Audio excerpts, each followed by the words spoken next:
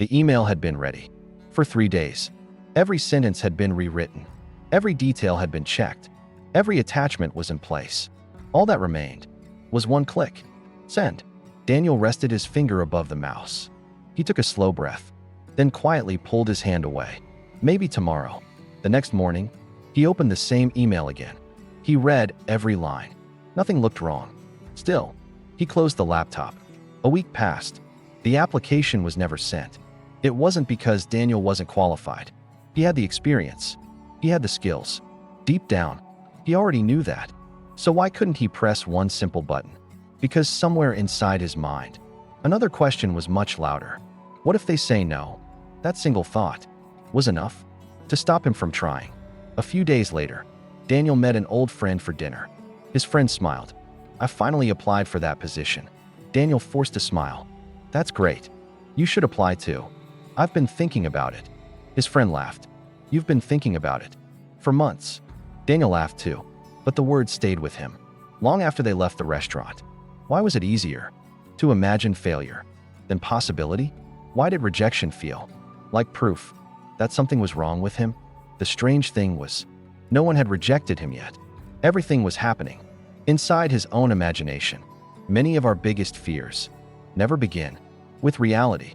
They begin with the stories our minds create. Overthinking doesn't wait for rejection to happen. It creates rejection before the world ever has the chance. That night, Daniel stood by the window, looking out at the city lights. Hundreds of people were chasing opportunities. Some would succeed, some would fail, but at least they had opened the door. He was still standing outside it. The following Monday, Daniel finally opened the email again. The cursor blinked patiently, waiting for a decision. His hand moved toward the mouse. Then, his mind began telling a different story. He imagined the hiring manager reading his application, then quietly shaking their head. I'm sorry, you're not what we're looking for. The scene disappeared. A second image appeared. His friends asking, so, did you get the job? He imagined lowering his head. No. Another scene followed. Someone more talented, walking through the office doors. While he remained outside, Daniel suddenly closed the laptop. His heart was racing. Even though nothing had actually happened, the rejection felt real, but it only existed inside his imagination. Our brains have an interesting habit. They often confuse possibility with certainty. A single imagined outcome can feel just as painful as a real experience. From an evolutionary perspective, this isn't surprising. For thousands of years, being rejected by a group could mean losing protection, food, or even the chance to survive. Our ancestors depended on belonging. Because of that, the human brain became highly sensitive to signs of rejection. Even today, that ancient alarm system still exists. A delayed reply, a short message, an unanswered email. Sometimes, our minds interpret them as proof that we don't belong. This is where human behavior quietly shapes our choices. We avoid situations that might hurt us, not because failure is certain, but because uncertainty feels uncomfortable.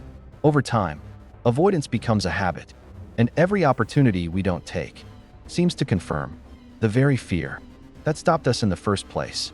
I probably wasn't good enough anyway. But the truth is, Daniel had never been rejected.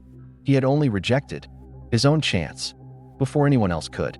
Real emotional intelligence begins when we notice the difference between a real danger and a story our mind keeps repeating.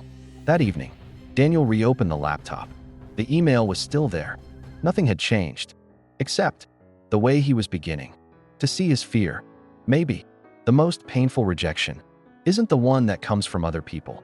Maybe it's the one we quietly give ourselves. The next morning, Daniel arrived at the same desk, the same laptop, the same email, the same button. Nothing around him had changed. Only one thought felt slightly different. For the first time, he stopped asking, what if they reject me? Instead, he asked himself, what if they don't? The question caught him by surprise. For weeks, his mind had only rehearsed one ending: failure, disappointment, embarrassment. He had never imagined that another ending was also possible. He looked at the screen again. His heart was still beating fast. His hands still felt nervous. The fear hadn't disappeared, but something else had quietly appeared beside it. Curiosity.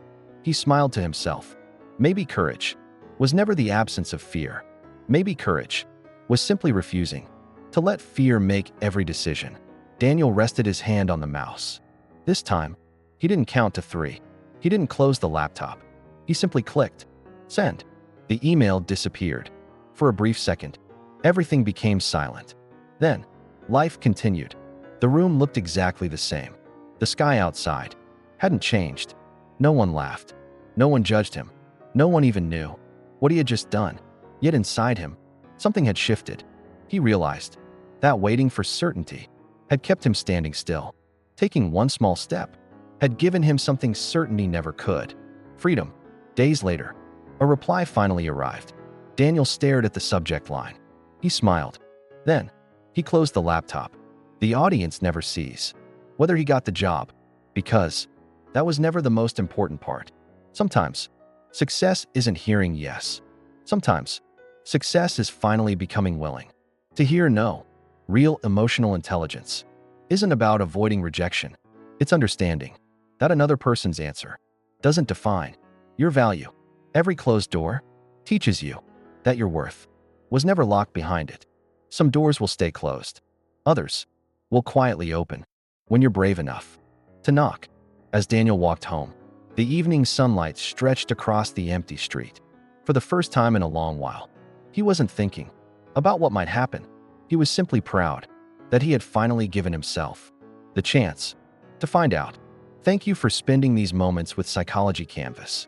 If today's story resonated with you, subscribe for more journeys into human behavior, emotional intelligence, and overthinking, because every mind has a story, and every story deserves understanding.